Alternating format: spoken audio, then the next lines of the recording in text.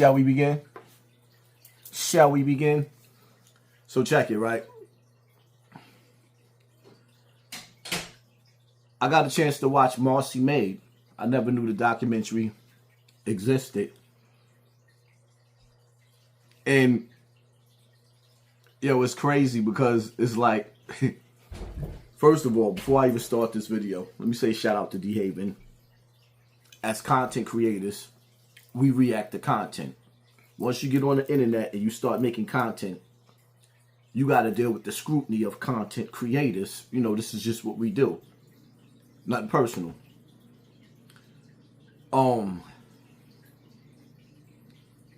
Whoa. Whoa. Dehaven. Whoa. This topic right here.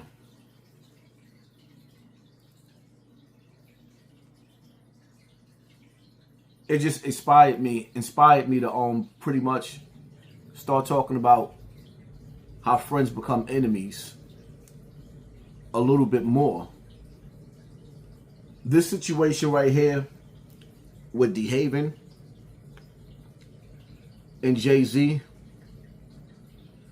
Let me let Dehaven speak. Then I'm going to respond to this.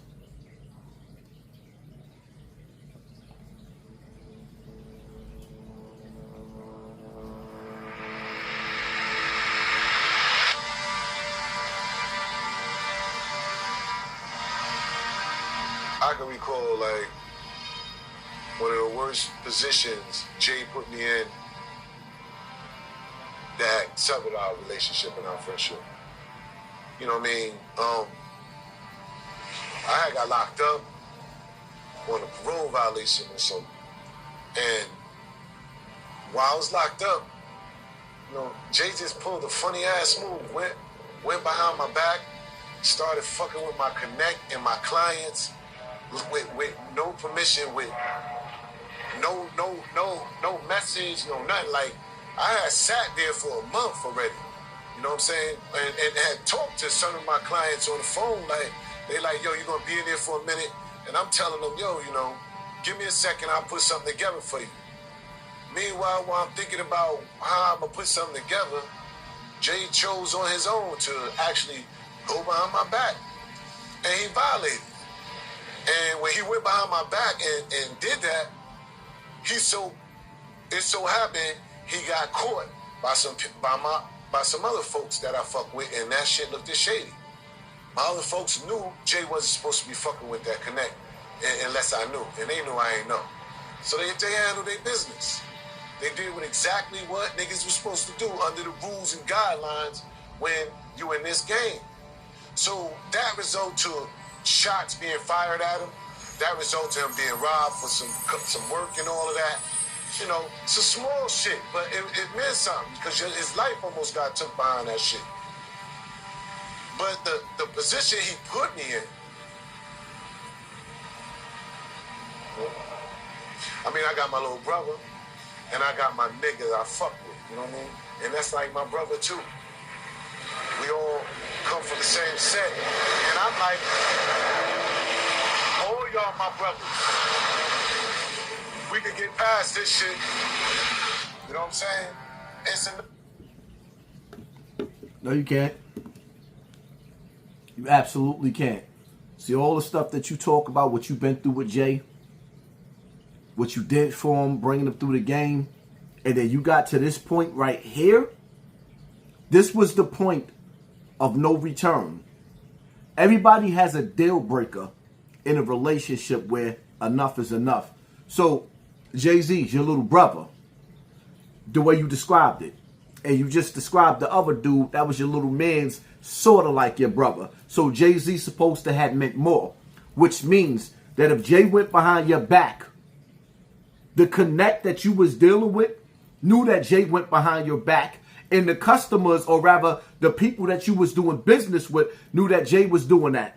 And they felt cool with it because he was supposed to be your brother. Now, all through the documentary, you talked about how y'all got money together. Now you off the board. You in jail, which left an open window, and Jay took advantage of that situation because you wasn't there and tried to eat. In the process of Jay eating and dealing with your clientele, one of your people, one of the dudes that's running with you just like Jay, just took it upon himself to try to take Jay Z off the map. He was gonna turn Jay Z's TV off. He actually attempted to rock his snot box. And you think that Jay Z's supposed to forgive that? Me looking at this situation from a street dude and a street perspective, not a dumb dude that's in the streets, but a dude that was active in the streets. A dude can't make a decision like that to hit Jay, your little brother, without you co-signing that. And the fact that he actually went that far, I'm not saying you co-signed it. Something just ain't right. And Jay feeling the same way. And that's the pivot point where he can't look at your mother like his mother no more. Your sisters like his sisters no more. Because that was the deal breaker right there. That was the forever, ever. That was the forever right there. That was the last draw. How R. Kelly say? Because when a woman's fed up, a woman will put up with so much of a man's shit. But when a woman's fed up, it ain't nothing you can do about it. Ain't nothing you can do about it, my nigga. Listening to that, you got me ready to play it again.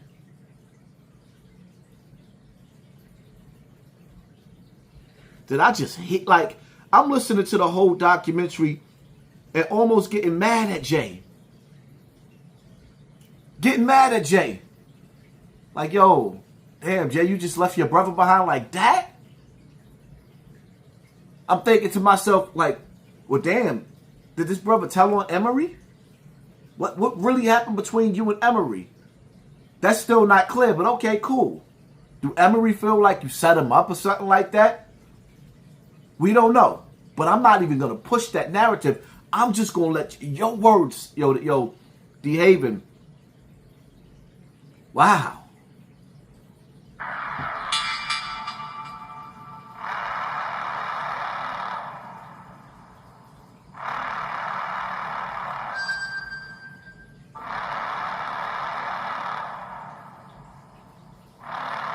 Recall, like, one of the worst positions Jay put me in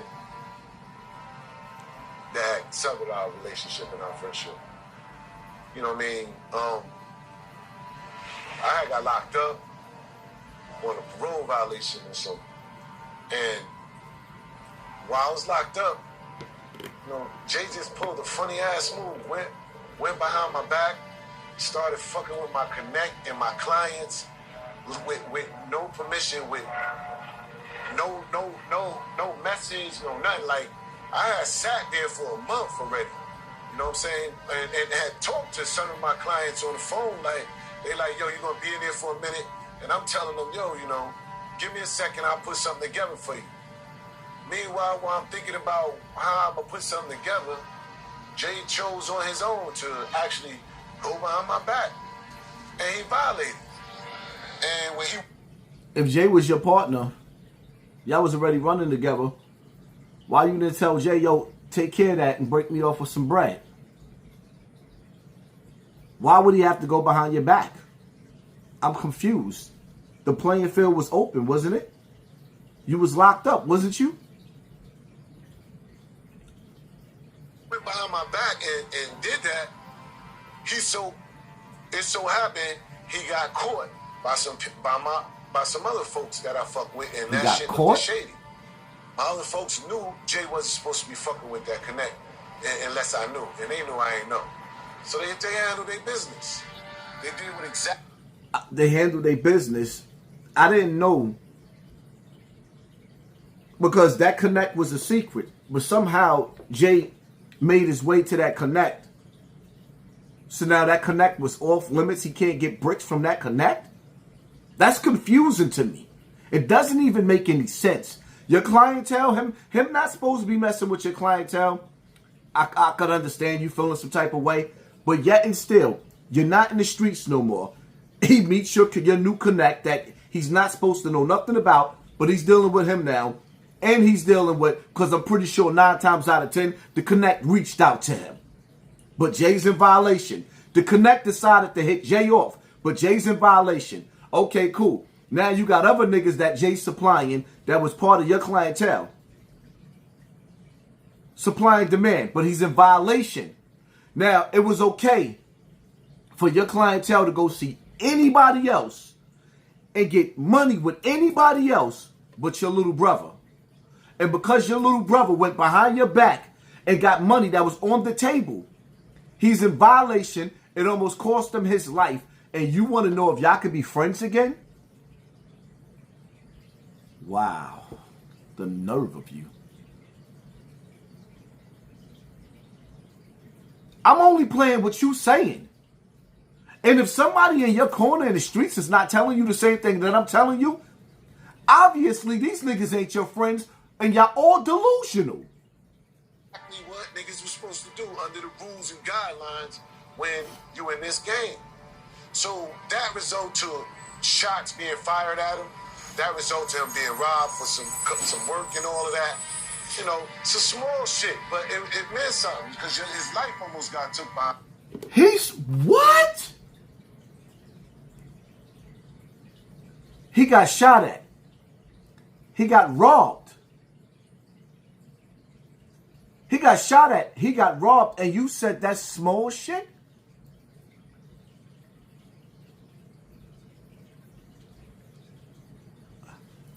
Who? Scooby-Doo? Did you hear yourself? What? Yo. Talk about delusional. That's like you coming in the house giving your wife AIDS, a STD. And talking about it's all right, they got medicine for it. That shit. But the position he put me in, I mean, I got my little brother, and I got my niggas I fuck with, you know what I mean? And that's like my brother, too. We all come from the same set. And I'm like, all y'all my brothers. We could get past this shit. You know what I'm saying? It's enough money for everybody. Like, I never wanted to see no shit like that happen. But that put me in a bad position where, you know, I still fuck with my homie, and Jay must feel some type of way. Yo, you fuck with this nigga after he almost took my life. Nah, that's not how Jay feeling. Jay feeling like you let him off the leash. And now you think y'all supposed to be cool. Jay feeling like he was dealing with your connect. And he was dealing with your customers, right? Not your mans. So there was no reason for him to have a beef with your mans like that. For your man to cross the line and do that to him. But your man shot at him, and your man robbed him. And you saying that that's a small thing? You are absolutely lucky that Jay Z don't watch all these videos and get fed up through the memory of what he went through and start spending his money to erase you off the board. Because most people that would actually watch a dude, now you on the internet and you antagonizing this brother, you antagonizing him now. Because what he's seeing you, all of what y'all went through, hanging out on the roofs and walking to school together, with the minute you let a dude try to knock him off the board, talking about the rules that apply, I'm sorry. That's why I can't do business with certain people, because the rules of the street don't apply to my little brother. The rules of the street don't apply to certain people. I just have to cut ties with you when it comes to the streets. You let it go way too far to think that you could repair the damage that was done. That's my take on this situation.